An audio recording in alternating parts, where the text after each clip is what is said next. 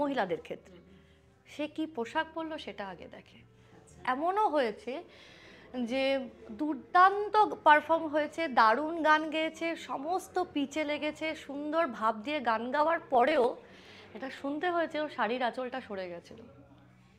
ওখানে একটা safety pin মারলেই হতো। অনেক ব্র্যান্ডস, অনেক শিল্পী তাদেরকে বলা যায় কিনা জানি না, অনেক ব্র্যান্ডস আজকাল মার্কেটে they claim to be artist, but তারা কিন্তু এইগুলোর জোরেই টিকে আছে। অনেক ক্ষেত্রে দেখেছি যে ডুয়েট গান গেয়েছি, কিন্তু ডুয়েটেও ব্যালেন্সটা এমন যে মেয়ে হয়তো দুটো লাইন গিয়ে চলে গেল সেকেন্ড অন্তর। মানে পুরোনো দিনের গান যেমন আমাদেরকে সুরে টানতো, এখনকার গান আমাদের পোশাকে টানে। গান কিভাবে ডিস্ট্রিবিউট হবে, এই যে জেন্ডার রেশিওটা, সেইখানে কিন্তু খুব একটা এখন ইকুয়ালিটি নেই।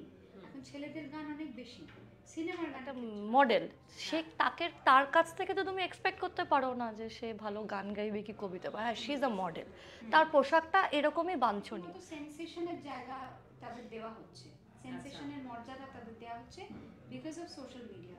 আমাদের যেমনি একটা দায়িত্ব অডিয়েন্সকেও এডুকেট করার, কিছু শিল্পীরা চেষ্টা করেন, কিছু শিল্পীরা মার্কেট ফোর্সেস যেটা চায় সেটাই দেয়। ইন্ডাস্ট্রিটা ভীষণভাবে ডিপেন্ডেন্ট অন দ্য কনজিউমার্স, যেটা কোভিডের সময় আমরা আরও বেশি টের পেলাম। কনজিউমার্সরা যখন নিজেদের প্রাণ বাঁচাতে ব্যস্ত তখন কিন্তু আমরা আমার মনে হয় যে গানের জগৎটা অনেক বেশি লিবারেল, সেখানে নারী পুরুষের সমান অধিকার আছে।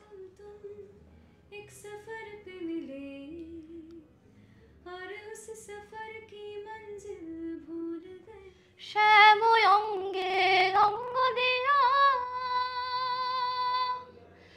আছো রাধে ঘুমাইয়া। শর্মিলা শো হাউস, এই সময়টা মানে মার্চ মাসটা পড়লে আমরা বসন্ত উৎসবের কথা ভাবি, কিন্তু ওই উৎসবের আগে হঠাৎ মনে পড়ে আমরা নারী, কারণ নারী দিবস আসছে, নারী দিবস।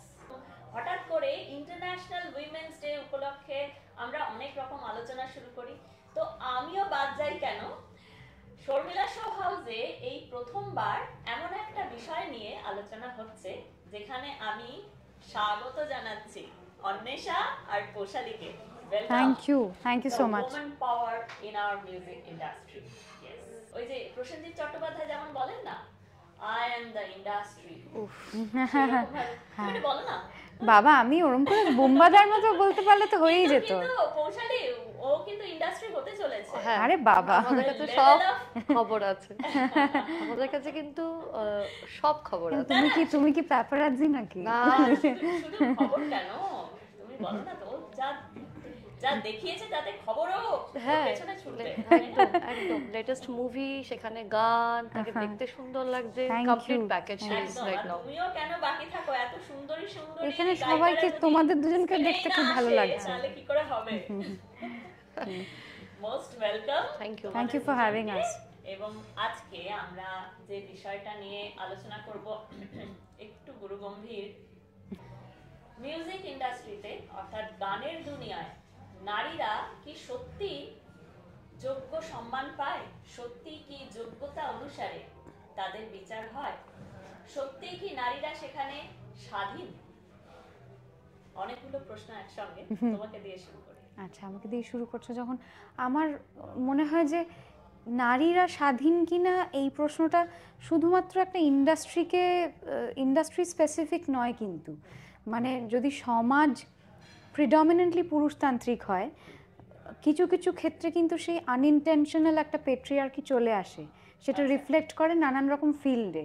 সেটা বিভিন্ন ফিল্ডে আজকাল মেয়েরা ওয়ার্কিং বলে আমরা সেখানে নানান রকম ডিসক্রিমিনেশন দেখতে পাই। আমি পার্সোনালি যে খুব বেশি এটাতে ডিমাইজ হয়েছি আমি সেটা বলবো না, সেটা বললে বাজে হবে, কারণ সেরকম কোনো ব্যক্তিগতভাবে কোনো ঘটনা আমার সাথে হয়েছে সেটা বলবো না।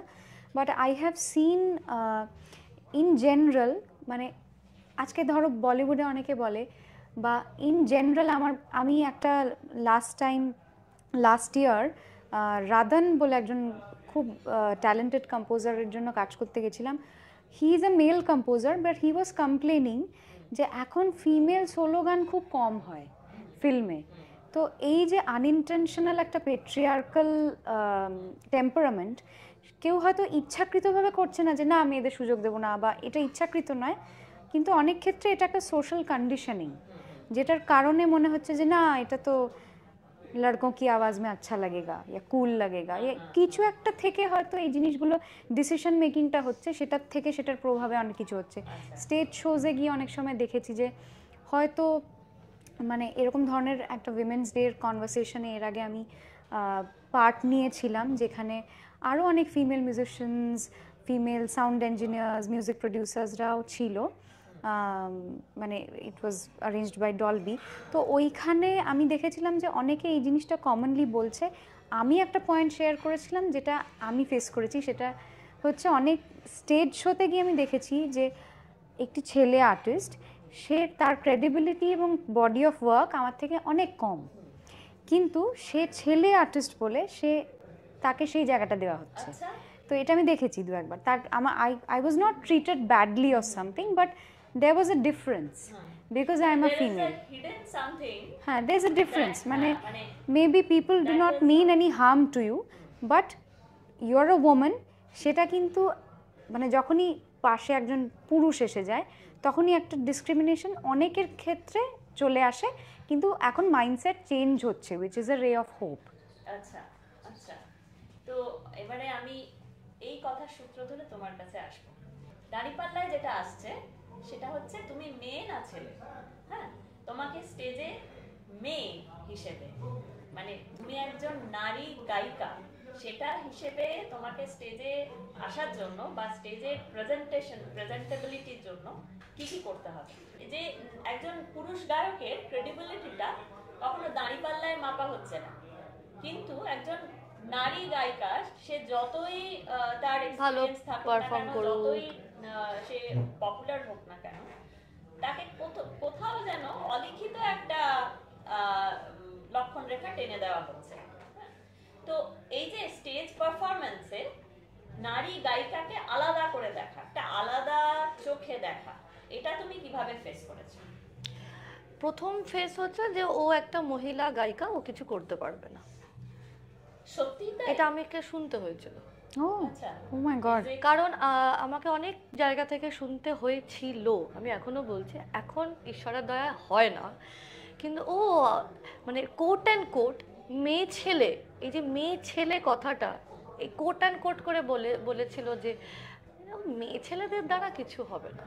কারণ আমাদের আগে যারা যারা এসছে সব ছেলেরা দারুণ পারফর্ম করেছে, মেয়ে ছেলের দ্বারা কি জানি আমাদের কোথায় চয়েস করতে ভুল হয়ে গেছে। তখন দুঃখ, সাময়িকভাবে এইসব কথাগুলো যখন কেউ ডিরেক্ট বলে তোমাকে, তখন কিন্তু কোন লজিকে তুমি কথা বলবে আর কোন লজিকে তুমি প্রেজেন্ট করবে সেটা কিন্তু মাথায় আসে না। তখন তোমার রাগও হবে, দুঃখও হবে, অভিমানও কাজ করবে। তারপরে গিয়ে ঠান্ডা মাথায় ভাববে যে না আমাকে এটা নিয়ে ভাবতে হবে, সেটা কিন্তু পরের সেগমেন্ট। ফার্স্ট সেগমেন্ট তোমাকে যদি ডিরেক্টলি কেউ মুখের উপরে চোখে চোখ রেখে বলে একটা মেয়ে ছেলে আর্টিস্ট, আমাদের চয়েস করতে ভুল হয়ে গেছে। কিন্তু এটা 2-3 বছর আগে। আচ্ছা, তখন তো তুমি যথেষ্ট জনপ্রিয় ছিলে। তবুও শুনতে হয়েছে। জনপ্রিয়তার মাপকাঠিটা খুব প্রমাণ সাপেক্ষ। প্রমাণ দিতে দিতে দিতে দিতে হয়তো মৃত্যুর আগের দিন পর্যন্ত দিতে হবে, তারপরে মৃত্যুর পরে বলবে মেয়েটা কিন্তু দারুণ গান গাইতো। That is a scenario. এবং সেটা আমরা দুজনেই জানি সেটা, যে আজকে তুমি যতই মুখে বলো না কেন, কিন্তু তোমাকে এটা এই প্রফেশন এবং আরও যে বিভিন্ন প্রফেশনে তোমাকে প্রমাণ দিতে হবে, কাজ দিয়ে, ডায়লগ দিয়ে না। এবং সেই জায়গায় তখন আমি ব্যাকস্টেজে প্রচণ্ড কেঁদেছিলাম। কিন্তু ওই যে আমার মানে কি করে বোঝাই, মানে ঈশ্বর প্রদত্ত একটা একটা একটা আই এম ভেরি স্টাবার্ন, আমি ভীষণ জেদি। আমাকে এরকম বললো, সেটাকে একটা পজিটিভ মাত্রায় এনে দুর্ধর্ষ নিজের মানে প্রচণ্ড কনফিডেন্স, আবারও বলছি ওভার কনফিডেন্স না, আমরা বুঝতে পারি কোনটা সুপার কনফিডেন্স কোনটা ওভার কনফিডেন্স, সেটাকে পার্থক্য করে নিজেকে ঠান্ডা করে নিজেকে একটা প্রচণ্ড সুন্দর শান্তভাবে প্রেজেন্টেবল জায়গায় রেখে নাও পৌশালি পারফর্ম করো। আমি ওইভাবে পারফর্ম করি। করতে করতে করতে করতে ওই সেম কমিটি পরের বছর বলেছে আমার ভুল হয়ে গেছিল আপনাকে বলাটা। আচ্ছা, তাহলে তো এইটাই আমি বলবো, এইটাই আমাদের জয়, যে আমরা নীরবেও অনেক উত্তর দিতে পারি। নীরবে তুমি নিজের কাজটা করে গিয়ে তুমি উত্তরটা ওইখানে। সেটাই। কারণ এই পার্থক্যটা আজকে লক্ষ লক্ষ যুগ পুরনো। পুরুষতান্ত্রিক সমাজ, মেয়েরা কিছু করতে পারে না।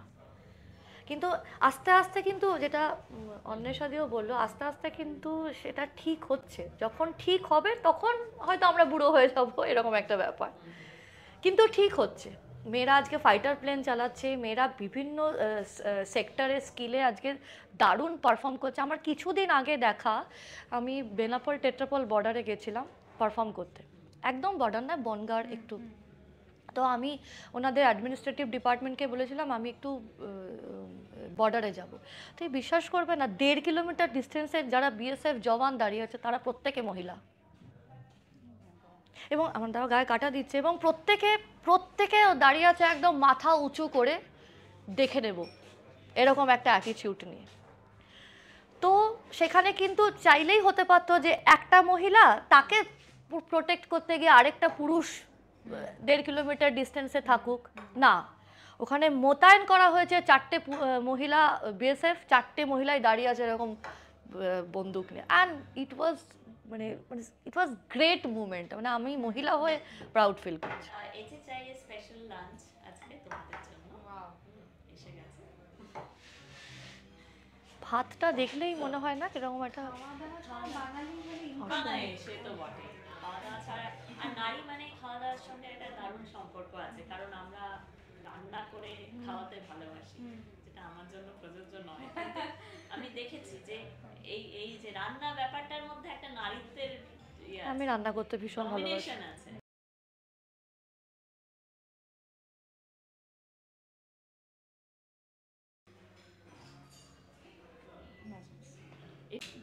আমাকে বলছো? হ্যাঁ, আমি 4 বেলা ভাত খাই, ওরে বাস। তুমি দিতে পারো।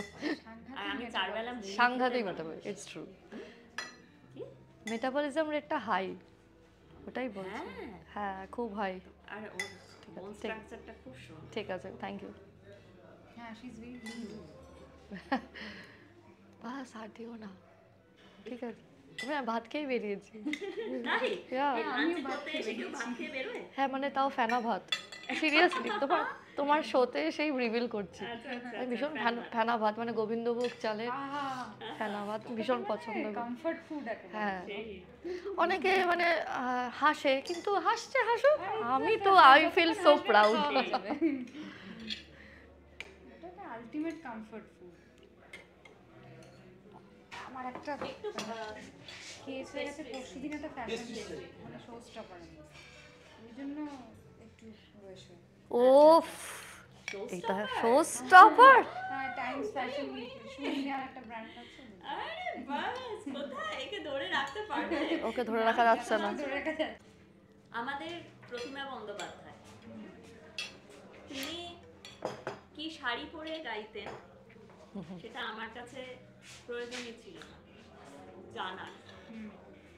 আমার জানার প্রয়োজনই ছিল না যে লতা মঙ্গেশকর বা এমনকি আমি উষা উত্থুপকেও টানবো, উনি সারাটা জীবনই শাড়ি পরে গেল, সারাটা জীবন শাড়ি পরেছেন, বড় এবং একটা যে টিপ। কণ্ঠ উপহার দিয়েছেন আমাদের। উনি শাড়ি পরে যে জনারটা গেছেন, পপ, হ্যাঁ, একদম ভাবা যায় না। ভাবা যায় না। ডেডলি, একদম ডেডলি মানে কম্বিনেশন। এটাকে শুধু স্টাইল স্টেটমেন্ট বললে কিছুই বলা হয় না, এটা একটা বিপ্লব। হ্যাঁ, বিপ্লব, রেভলিউশন। এবং নারী বললে একদম এসে যায় সঙ্গে পোশাকের গল্প। নারী মানে কোথাও যেন একটা পোশাকের ইকুয়েশন থাকবেই থাকবে। এটা গানের জগতেও কি আছে? মানে তোমরা কিভাবে ফেস করো? হ্যাঁ, আছে আছে, গানের জগতেও আছে। মানে পুরোনো দিনের গান যেমন আমাদেরকে সুরে টানতো, এখনকার গান আমাদের পোশাকে টানে। আমাদের পুরোনো দিনের গান, তুমি যার নাম করে কনভারসেশনটা শুরু করলে, সে কটা শাড়ি পরেছিল বা কী ধরনের, কত দামের শাড়ি, কত দামের জুয়েলারি, আমার মানে কোনোদিনই ইন্টারেস্ট ছিল না মানুষদের। আমার বাবা মারও ছিল না, ওর বাবা মারও ছিল না। কিন্তু এখন হচ্ছে ওই টানে আর কেউ অনুষ্ঠান বা তার গান শোনে না মহিলাদের ক্ষেত্রে। সে কি পোশাক পরলো সেটা আগে দেখে। এমনও হয়েছে যে দুর্দান্ত পারফর্ম হয়েছে, দারুণ গান গেয়েছে, সমস্ত পিচে লেগেছে, সুন্দর ভাব দিয়ে গান গাওয়ার পরেও এটা শুনতে হয়েছে ও শাড়ির আঁচলটা সরে গেছিল। ওখানে একটা সেফটি পিন মারলেই হতো। মানে ধরো গান গাইতে গাইতে আমি শাড়ি পরি এবং আমি আটপৌরে শাড়ি পরি।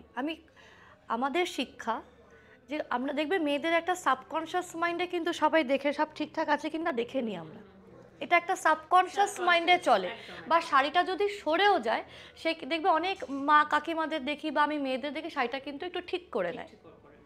অনেকেই করে, অনেকে করে না। যারা করে আমি তাদের কথা বলছি, যারা করে না সেটা তাদের ব্যক্তিগত বিষয়। এবার আমি আমার মা কাকিমাদের দেখে এসেছি সারা জীবন সুন্দর করে, যাতে কোথাও কোনো রকম অসুবিধাজনক দৃশ্য প্রকাশ না হয়। তো আমিও তা সেইভাবেই শাড়িটা পরি অনুষ্ঠান। ও যেটা অসুবিধাজনক দৃশ্য বলছে সেটা অনেকের কাছে ফ্যাশন, ফরচুনেটলি বা আনফরচুনেটলি।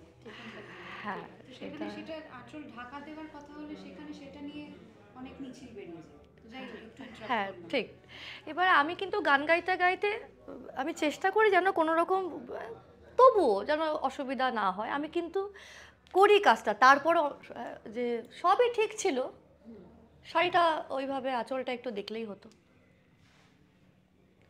মানে তখন তোমার যে পরিশ্রমটা, যে আমি একটা অনুষ্ঠান করতে এসেছি, আমি একটা আনন্দ দিতে এসেছি, আমার অনুষ্ঠানটা যেন ঠিক হয়, আমি যেন ভালো গান গাইতে পারি, সবাই যেন আনন্দে থাকতে পারে, আমি যে পারিশ্রমিকটা নিয়েছি সেটা যেন এক্স্যাক্ট আমি দিতে, এগুলো প্রচুর ক্যালকুলেশন করে আমরা স্টেজে উঠি। একটা কমিটি তোমাকে 1 লাখ, 1.5 লাখ, 2 লাখ, 3 লাখ করে ডাকছে, তার তো একটা এক্সপেকটেশন থাকে যে এত টাকা খরচা করে যেন উনি যেন অনুষ্ঠানটা ভালো করেন। সবার পরিশ্রম, আমার পরিশ্রম মিলিয়ে একটা গোটা অনুষ্ঠানে সাকসেসফুল। তারপরে হচ্ছে ওই যে বলে না যে এক বালতি দুধে জাস্ট একটা, সবই ঠিক ছিল। শাড়ির আঁচলটা যদি একটু ওই জায়গাটা যদি একটু একটা সেফটি পিন মারা যেত তাহলে আর একটু ব্যাপারটা একদম পরিপূর্ণ 100তে 100 হতো। দরকার ছিল না এটা। এবং মজার কথা জানো তো, ছেলেরা যতটা না আমরা খুব কথা বলি তো যে ছেলেরা এই কমেন্টসগুলো করে, এই কমেন্টসগুলো ম্যাক্সিমাম মেয়েরা করে। তাহলে ছেলেদের দোষ দেখলে তো হবে না সবসময়। কিন্তু আমার তো মনে হয় এটার মধ্যে আরো একটা মানে আরো একটা ইনসাইট আছে, সেটা হচ্ছে এগুলো আসলে পুরুষেরা আগে শিখিয়েছে, তারপরে মেয়েরা বাধ্য হয়েছে। একটা খাঁচার মধ্যে যদি একটা পাখিকে আটকে রেখে সারা দিন ধরে একই কথা বলানো হয়, তাহলে সে সেটাকে স্বাভাবিক মনে করবে এবং সে চাইবে তার সন্তান সন্ততিরাও ওই একই জিনিস শিখুক। কারণ খাঁচাটা একটা সিকিউরিটি বলে মনে করা হয়, এবং যে কথাগুলো শেখানো হচ্ছে সেটাও তাদের সিকিউরিটির মধ্যে পতন করে নিজের। এক্স্যাক্টলি। পাছে লোকে কিছু বলে, এটা একটা খুব ইম্পর্ট্যান্ট কবিতা আছে কামিনী রায় লেখা, পাছে লোকে কিছু বলে। এটা আজও সেই মানে মানে এতটা ভাইব্রেন্ট আমাদের মধ্যে যে আমরা ওই কশাস ব্যাপারটাই, এবং হয়তো সেই কারণেই মানে এতটা বেশি কশাস বলে ওরাও ধরতে থাকে ভুলগুলো পরপর। এখনকার দিনে যে যখন গান একটা দ্রষ্টব্য হয়েছে, গান শুধু শ্রোতব্য নয় দ্রষ্টব্য, তখন দেখা যাচ্ছে যে নারীদের পোশাক আশাকে মানে চূড়ান্ত চেঞ্জ এসেছে। এটা হতে পারে যে তার যখন গাইছে তার শরীরের অঙ্গভঙ্গি, তার সঙ্গেও বোধহয় তার গানের সুরের অনেক কিছু ডিপেন্ড করে, যার জন্য সামনে যে দর্শক সে পাগলের মতো নাচবে, সেরকম একটা ভাইব্রেশন দিতে হবে, সে একটা আলাদা চাহিদা মেয়েদের উপরে থাকে। তুমি কি বলবে? আমার মনে হয় যে এটার পেছনে ইন্টারনেট এবং এত সারি সারি যে রিলস শুধু না, মানে visual mediums, to look at it from a larger macro point of view, reels তো জাস্ট একটা ফিচার যেটা ইউজ হচ্ছে এখন এক্সটেন্সিভলি বলে আমরা ওটা নিয়ে কথা বলছি।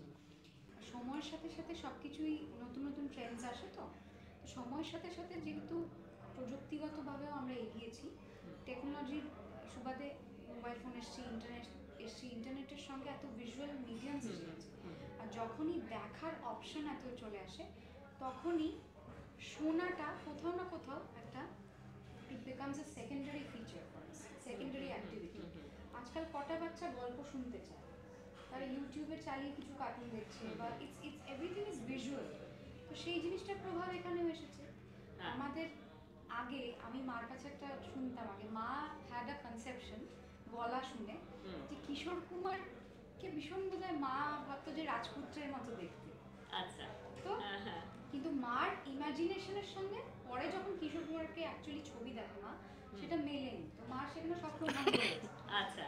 তো এই যে ব্যাপারটা, এই যে কল্পনা করছে কল্পনা একজন করছে, একজনের হ্যাঁ। গলা শুনে, বা আমি একটা গল্প শুনে একটা চরিত্রকে এরকম দেখতে ভাবছি, হ্যাঁ, হ্যাঁ। এই ভাবনাগুলো এখন ইন্টারনেটের জন্য শেষ হয়ে গেছে। হুম।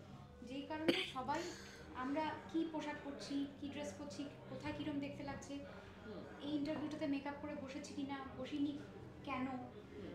এইগুলো একটা ট্রোলের বিষয় হয়ে যাচ্ছে অনেকের কাছে। আবার অনেকে সেগুলোকে অত গুরুত্ব দিচ্ছে না। তো নানান রকম অডিয়েন্স থাকে, সবার সঙ্গে আমাদের তাল মিলিয়ে চলতে হয়।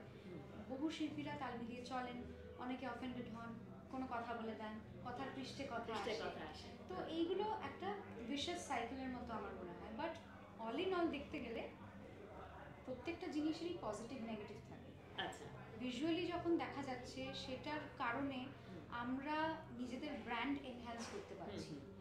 আগে যেটা সুযোগ হয়তো ছিল না সেই প্রজন্মের শিল্পীদের, সেটা করতে গিয়ে আমাদের উপর এখন একটা অ্যাডেড প্রেশার এসে গেছে। আমাদের টিমরা আমাদেরকে বলে যে হ্যাঁ, শোতে এই কনসার্ট ট্যুরে তুমি একটা এরকম কস্টিউম মানে স্টাইলিং করো, তোমার এখানে মানে নর্মাল পোশাক পরে এখানে যেও না, বা এখানে এরকম পোশাক পরে যাও। এই একটা যে ব্র্যান্ডিং এর ব্যাপার চলে এসেছে, এটা শিল্পীর, কিছু শিল্পীদের উপর যারা আমার মতো একটু আলসে আর কি, তাদের উপর একটা প্রেশার। কিন্তু অনেকের কাছে প্রেশার নয়। আচ্ছা। অনেক ব্র্যান্ডস, অনেক শিল্পী তাদেরকে বলা যায় কিনা জানি না, অনেক ব্র্যান্ডস আজকাল মার্কেটে they claim to be artists, but তারা কিন্তু এইগুলোর জোরেই টিকে আছে। ঠিক আছে। ঠিক। টিকে আছে এবং তারা রীতিমতো সেন্সেশনের জায়গা তাদের দেওয়া হচ্ছে, সেন্সেশনের মর্যাদা তাদের দেওয়া হচ্ছে বিকজ অফ সোশ্যাল মিডিয়া। তো তারা একটু নিজেদের শিক্ষাগত দিক দিয়ে আর একটু এগিয়ে নিজেদেরকে আপলিফট করে তারপর এগুলো করলে আমার মনে হয় যে জিনিসটা আরো তাদের বেটার হবে।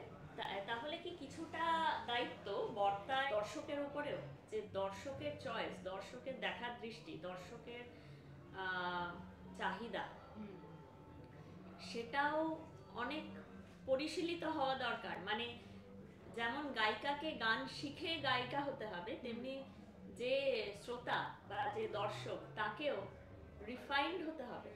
অ্যাবসলিউটলি, কারণ it's a two way street. এটা এটা এটা একদম, এটা হচ্ছে একে অপরের পরিপূরক আমরা। এটা একদম ঠিক। এটা এই সোশ্যাল মিডিয়ার যুগে এতটা এনহ্যান্স করেছে সব কিছু। আমরা কিন্তু চাকচিক্য জিনিস দেখতে ভালোবাসি। এই যে আজকে আমরা এখানে বসে আছি, ও একটা কালারফুল জামা পরে আছে, তুমি একটা কালো সুন্দর ব্লেজার কোট পরে আছো।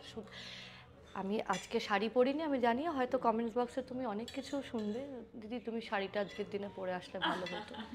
আমি সো সরি, আজকে খুব ইচ্ছা ছিল একটা নিজের মতন করে জামা কাপড় পরে। এই যে ব্যাপারটা, এটা কিন্তু আমরা দেখতে ভালোবাসি।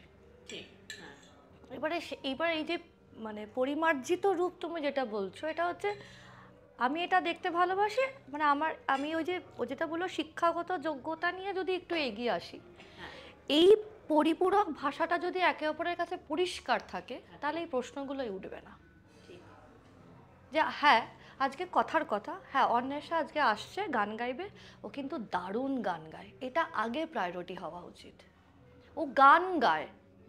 হ্যাঁ, এবার তুমি যদি বলো এখন কেনের একটা মডেল, সে তার কাছ থেকে তো তুমি এক্সপেক্ট করতে পারো না যে সে ভালো গান গাইবে কি কবিতা, হ্যাঁ শি ইজ আ মডেল, তার পোশাকটা এরকমই বাঞ্ছনীয়। এই ভাগ করে দেখার পদ্ধতিটা আমার মনে হয় ওই শিক্ষাগত যোগ্যতা এবং নিজের কিছুটা এক্সপিরিয়েন্স আর মোবাইল, আমরা যদি বলি সোশ্যাল মিডিয়া,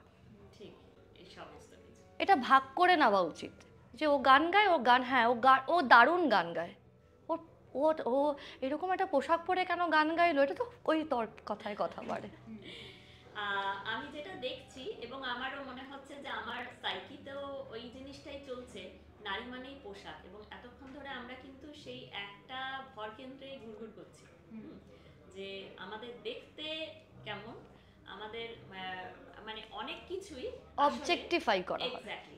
এবং এর মধ্যে দিয়ে শুধু অবজেক্টিফিকেশনই নয়, অনেক কিছুই চাপা দেওয়া, ঢাকা দেওয়া, জোর করে বন্ধ করে রাখা হয়ে যাচ্ছে। সেটা হচ্ছে যে একটি মেয়ে কতক্ষণ রেয়াজ করে, কতটা তার ক্লাসিক্যাল নলেজ থাকবে, কতটা তার পপ গান সম্পর্কে থাকবে, সেই ইনডেপথ রিসার্চ বা ইনডেপথ নলেজ, যে কোনো ক্ষেত্রে, মিউজিকের ক্ষেত্রে আরো বেশি সত্য, কারণ মিউজিক সুরের খেলা, সুরের অনেক অনেক অনেক মানে লক্ষ লক্ষ নিউয়ান্সেস আছে, লক্ষ লক্ষ ওঠাপড়া আছে। কোথাও গিয়ে যেন এই মাত্রা জ্ঞানগুলো একেবারেই চলে গেল। কেকটা কি দিয়ে বানানোর থেকে বেশি দরকার জরুরি যে ওপরের আইসিং এ কতখানি কে কারিগরি করতে পারলো। তো তুমি কি বলবে? কেকের মেটাফরটা বেশ ভালো লাগলো, বাট হ্যাঁ আমার মনে হয় যে হ্যাঁ আরেকটা কথা আছে ইংরেজিতে, ডোন্ট জাজ আ বুক বাই ইটস কভার। হ্যাঁ, তো মানে এটা যেমন খুব সত্যি, কিন্তু এটার উল্টোটা যখন হয়, মানে জাজিং আ বুক অনলি বাই ইটস কভার, সেটা হলেও কিন্তু গন্ডগোল। তো মানে দুটোই ইম্পর্ট্যান্ট। আমার মনে হয় যে এখনকার দিনে এই ভিজুয়াল মিডিয়ামসগুলোর প্রেজেন্সে নিজেকে প্রেজেন্ট করাটা যতটা ইম্পর্ট্যান্ট, কিন্তু আমার মধ্যে যদি সেই সাবস্টেন্সটা না থাকে, আমি কি প্রেজেন্ট করব, আমি কেমন ভাবে প্রেজেন্ট করছি সেটা পরে, হাউটা পরে, আমি কি প্রেজেন্ট করছি, আমার কন্টেন্টটা কি, আমার বক্তব্যটা কি। আমার যদি কন্টেন্টটাই না থাকে, কোনো কন্টেন্ট, কোনো সাবস্টেন্সিয়াল কোনো জায়গায় নেই, কোনো এডুকেশন নেই, তাহলে আমি দেবো কি? তো আমাদের যেমনি একটা দায়িত্ব অডিয়েন্সকেও এডুকেট করার, কিছু শিল্পীরা চেষ্টা করেন, কিছু শিল্পীরা মার্কেট ফোর্সেস যেটা চায় সেটাই দেন, কোনোটাই কারোর দোষ না, যে যার মানসিকতা নিয়ে চলে। কিন্তু it's a two way street at the end of the day, কারণ আমাদের ইন্ডাস্ট্রিটা ভীষণভাবে ডিপেন্ডেন্ট অন দ্য কনজিউমার্স। যেটা কোভিডের সময় আমরা আরও বেশি টের পেলাম, যে কনজিউমার্সরা যখন নিজেদের প্রাণ বাঁচাতে ব্যস্ত, তখন কিন্তু আমরা লাস্ট। আমরা লাস্ট। শিল্প ইজ মানে art happens in the land of plenty. মানে শিল্পটা তো ডাল ভাত নয় যে ওটা আমার না পেলে আমি মারা যাবো। আমি গান না শুনলে মারা যাবো না, আমি সিনেমা না দেখলে মারা যাবো না, কিন্তু আমার যখন বেসিক নিডসগুলো ফুলফিলড, তখন শিল্পটা আমার জীবনে কি অ্যাড করছে, অন্য মাত্রায় নিয়ে যাচ্ছে কিনা আমার লাইফ এক্সপিরিয়েন্সটাকে, এইটা, এই বোধশক্তিটা যদি অডিয়েন্সের মধ্যেও থাকে, এই মননটা যদি অডিয়েন্সের মধ্যে থাকে, আমাদের একটু সুবিধা হবে কাজ করতে। একদম একদম। সুকান্ত ভট্টাচার্য সেই কবিতাটা ছিল না, যে ক্ষুধার রাজ্যের পৃথিবী গদ্যময়, পূর্ণিমার চাঁদ যেন ঝলসানো রুটি। ওই সময় বোধহয় এই উনিও এভাবে এক্সপিরিয়েন্স করেছেন বলে আজকে তার লেখার থেকে এটা বেরিয়েছে। সত্যি কথাই।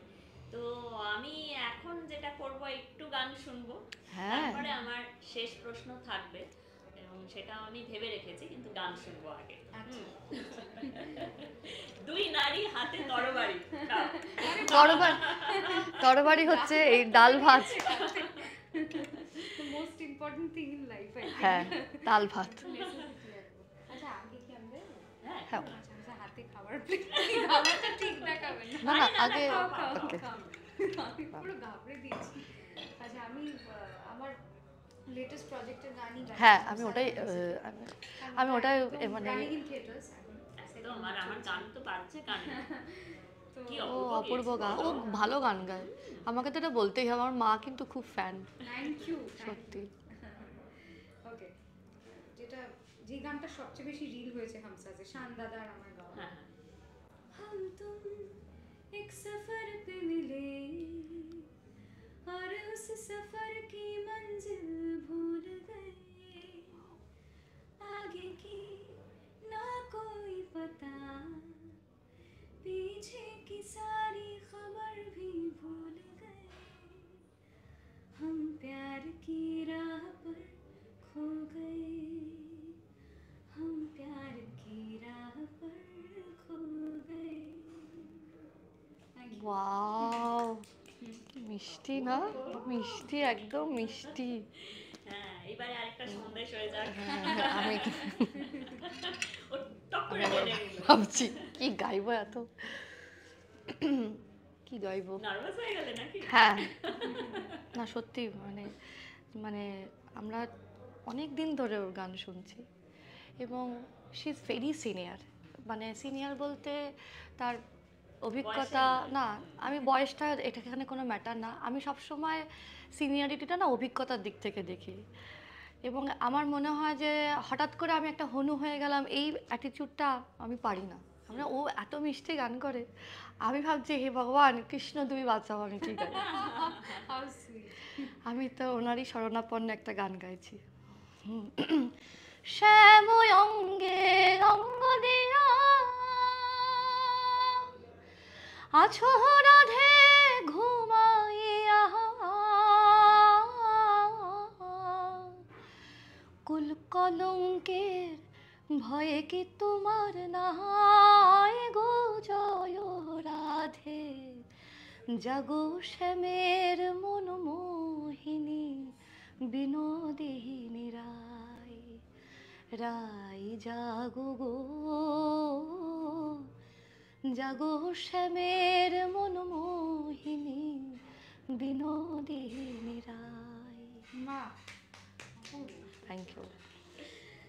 আচ্ছা, কি বলবো, এত সুন্দর সুন্দর গান শুনলে মনে হয় আরো গানই গেয়ে যায়। এই সবাই ভারী ভারী আলোচনা করে কি লাভ।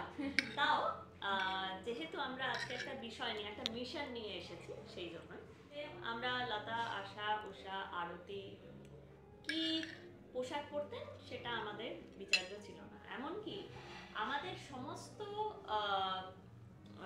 মানে মনের জগতের যা যা অনুভূতি সেগুলোতে ওরা রাজত্ব করতেন।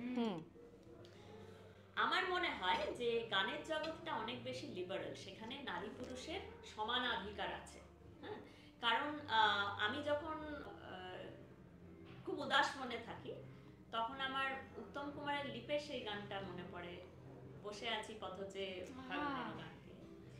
কি আমার কখনো মনে হয় কি উপহার সাজিয়ে দেব, গান আছে তাই শুনিয়ে যাব। কখনো মনে হয় যে এ ব্যথা কি যে ব্যথা বোঝে কি আঞ্জনা। এই সমস্ত গান যখন আমার কানে আসে, একটা পুরুষ কণ্ঠই কানে আসে, আমি নারী হওয়া সত্ত্বেও সেই ইমোশনগুলো আমাকে টাচ করে। তুমি এই সমতাটাকে কি মেনে নাও যে আসলে আমরা যা যা বলি পোশাক আশাক এত সব আলোচনা হলো, কিন্তু আসলে মিউজিক ইন্ডাস্ট্রিতে কণ্ঠই হচ্ছে সর্বাগ্রে এবং সেখানে নারী পুরুষ সমান। হ্যাঁ, আমার তো তাই মনে হয়। আমি ভীষণভাবে এগ্রি করি এটার সঙ্গে। সেই মানে সেই সমতাটা আরেকটু যদি রিফ্লেক্ট করে যারা গান তৈরি করছে, বা এই যে গান কিভাবে ডিস্ট্রিবিউট হবে, এই যে জেন্ডার রেশিওটা, সেইখানে কিন্তু খুব একটা এখন ইকুয়ালিটি নেই। এখন ছেলেদের গান অনেক বেশি, সিনেমার গানের ক্ষেত্রে ছেলেদের গান অনেক বেশি। ফিমেল সোলো গান প্রায় মানে অবসলিট হতে চলেছে। ফিমেল সোলো গান কটা আর পাওয়া যায়? খুবই কম, খুবই কম। মানে এটা কম্পোজার্সরা বলেন, কিন্তু এটা আমার কথা না, আমি জাস্ট কোটিং দেম। আচ্ছা, সো এটা ডিমান্ড অফ দ্য মেকার্স।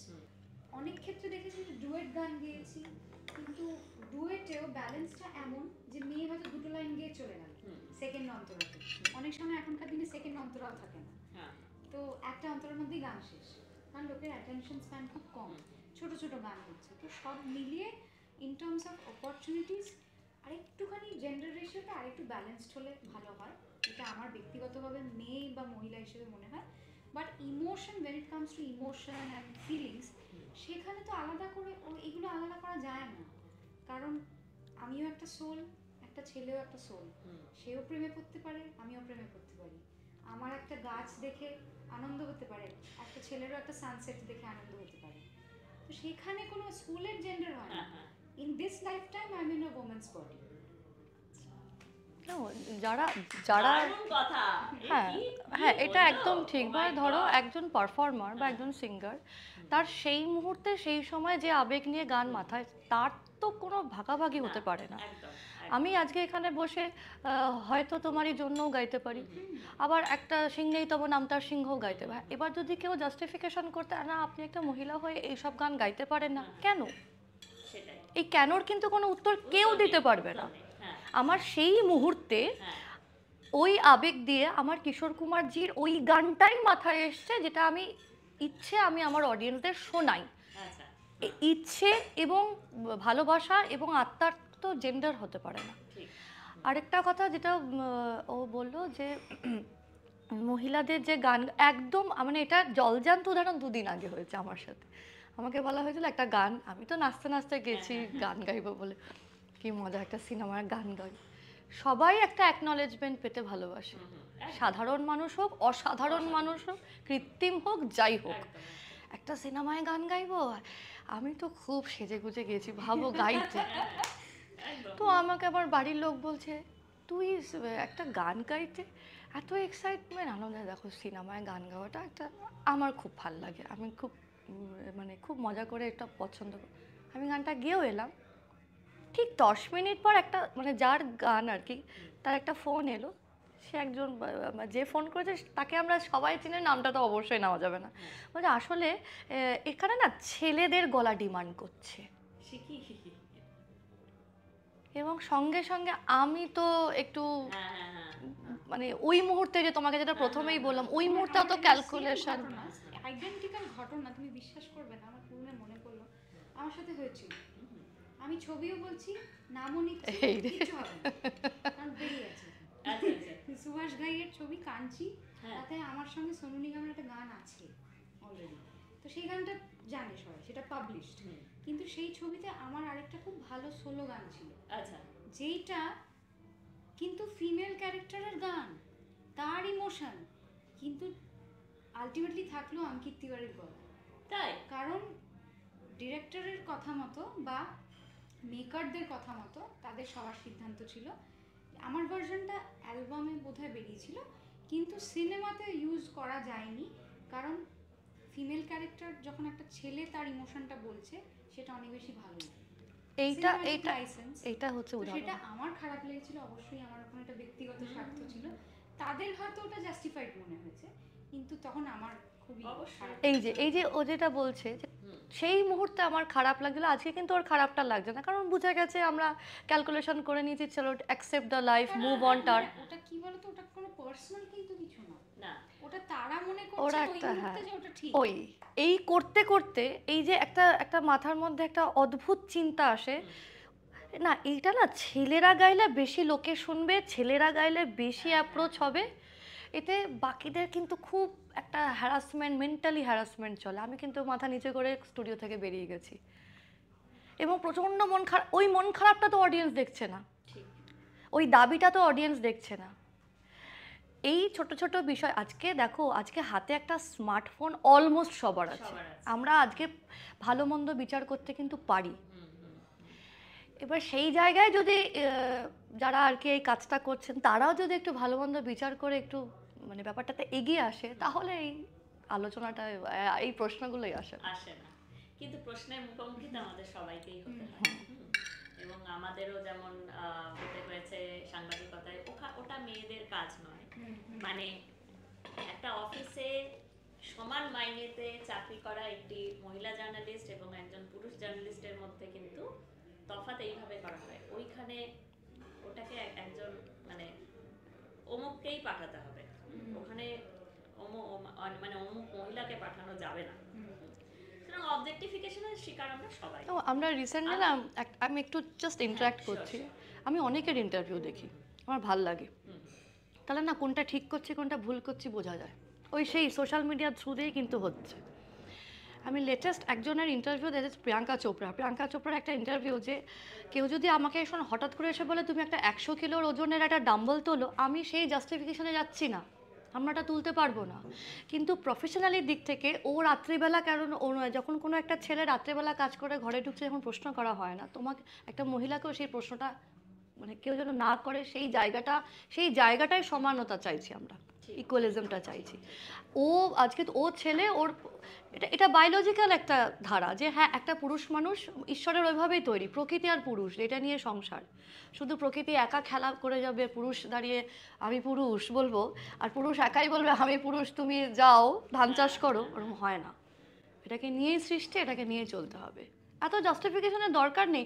সবাই জানি যে পুরুষ, হ্যাঁ ছেলেরা একটু মানে biologically they are very train, তারা একটুখানি শক্তিশালী, এবং তাদের আমি যতটুকু পড়াশোনা করেই বলছি, আমাদের 206টা হাড় আছে গোটা দিয়ে, ছেলেদের একটা হাড় বেশি, সেটা গলার কাছে। That is only one criteria. কি সব কথা শুনছি। এক্স্যাক্টলি। তোমাদের অসংখ্য ধন্যবাদ। আমরা অনেক কিছু আলোচনা করলাম, হয়তো এই আলোচনাটা অনন্ত, এটা কখনো শেষ হয় না আসলে। এবং আজ অন্বেষা যে ম্যাচিউরিটিতে এসেছে, বা কৌশলী তুমিও যে জায়গায় এসেছো, এর পরের বছর তোমাদের সঙ্গে এই একই বিষয় নিয়ে আলোচনা করলে হয়তো আরো অনেক রকম অভিজ্ঞতা তোমরা তখন অভিজ্ঞতা তখন কথা বলে। হ্যাঁ, অভিজ্ঞতা, কারণ অভিজ্ঞতাগুলো এইরকমই হয় আসলে, এইরকমই আমরা বারবার নিতে নিতে অভ্যস্ত হয়ে গেছি। হ্যাঁ, এই জায়গাটায় যখন এলাম কথা বলতে বলতে অভ্যস্ত হয়ে যাওয়া, তোমরা কি কিছু কিছু জিনিস মেনেই নিয়েছো যে হ্যাঁ আমি গায়িকা বলে ওটা বলেছে, জাস্ট 2 মিনিটের জন্য আমার হয়তো খটকা লেগেছিল, কতটা কানে বেজেছিল, তারপর আমি ভুলে গেছি, ও ওটা তো হয়, এরকম তো হয়েই থাকে। সেই জায়গাটা কি তোমরা নিয়ে ফেলেছো এবং এই সমস্ত অন্যায় অবিচারগুলো মেনে নিয়েছো? আমি পার্সোনালি বলবো যে আমার সাথে যে স্টেজে উঠেছি বা এরকম ধরনের একটা মানে কোনো অ্যাডভার্স ঘটনা ঘটেছে বা সেরকম কিছু স্টেট করছি না কোনো পার্টিকুলার ঘটনা, কিন্তু আমি যেহেতু খুব কম বয়সে আমার ক্যারিয়ার শুরু করেছি, আমি মা বাবার সেই ছত্রছায়াটা পেয়েছি এবং এখনো পাই।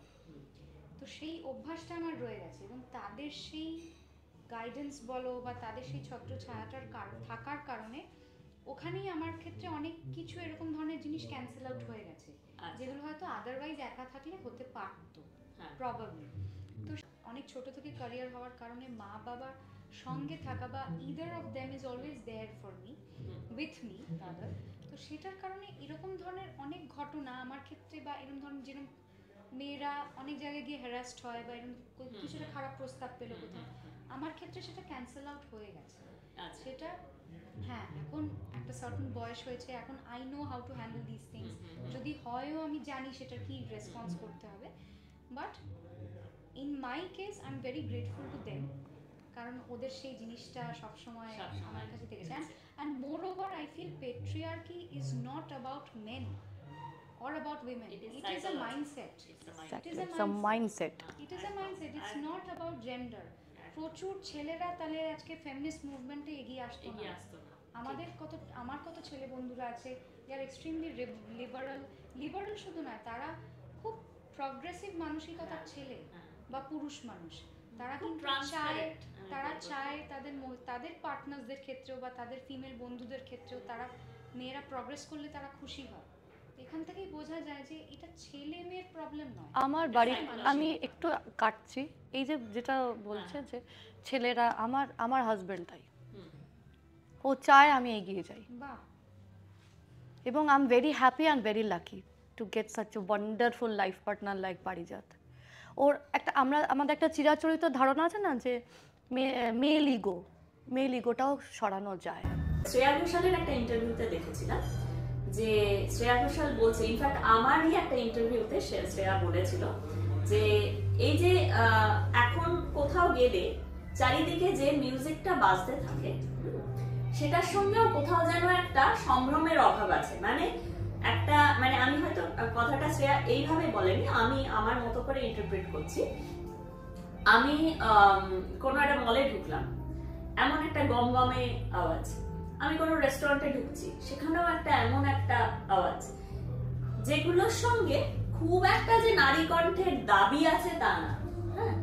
এবং অ্যাট দ্য সেম টাইম, এবং আমিও দেখলাম এই কথাটার সূত্র ধরে যে আস্তে আস্তে যে বিষয়টা খুব জোরালো হচ্ছে সেটা হচ্ছে গানের কথাতেও নারীদের প্রতি কোনো সম্মানের কোনো বালাই নেই, এবং সেই সম্মান না থাকা সত্ত্বেও নারী পুরুষ দর্শক বা শ্রোতা তারা সমানভাবে ওই গানটাকে শুনছে, হয়তো সারাদিন ধরেই শুনছে। এইটা নিয়ে তুমি কি বলবে? যে ছেলেদের গান, ছেলেদের গলার আওয়াজ, ছেলেদের গানের অ্যারেঞ্জমেন্ট ভীষণ ভাইব্রেট, এটা শুনতে আমাদের ভীষণ ভালো লাগছে। ওই সময়ের মধ্যে ভীষণ একটা হরমোন ব্যালেন্স ঠিকঠাক চলছে, এটাই ভালো লাগছে, এইটাই হয়েছে, এটা একটা ট্রেন্ডের মধ্যে আছে, এটা একটা ট্রেন্ড। ওই যে যেটা একটু আগে আমরা বললাম, আগে আমাদের 3 মিনিট 6 মিনিটেরও গান হয়েছে, সেখানে ঠেকতে বোধহয় এখন 1 মিনিটে বোধহয় এসে গেছে। কিছুদিন পর 40 সেকেন্ডের ঠেকবে, কিছুদিন পর গান শেষ করে আমরাও তাহলে বলে দিতে পারি। ওই আয়ের মধ্যে অনেক রকমের অ্যারেঞ্জমেন্ট এনে একটা একটা ভীষণ সুন্দর একটা ভাইব আর একটা মন বলা যায়। এইটা ধরো কথার কথা, আমি একটা প্রচন্ড হাস্যকর একটা উদাহরণ দিলাম। না না না, এটা ভবিষ্যৎ এটাও হতে পারে। আর আমি একদম আলোচনা শেষ করছি, শেষে আমার মনে হলো তোমার কথার সূত্র ধরে খুব সম্প্রতি একটা এআই টেস্ট করা হয়েছিল, মানে একটা এআই চ্যাটবট আর একটা এআই চ্যাটবটের সঙ্গে কথা বলছে, দুজনে দুজনের কথা থেকে আইডেন্টিফাই করতে পেরেছে যে তারা দুজনে এআই। ঠিক তারপরেই ওরা নিজেদের ভাষায় কথা বলতে শুরু করেছে। পারলে তোমরা ওইটা দেখে নিও, ইটস অলরেডি ট্রেন্ডিং।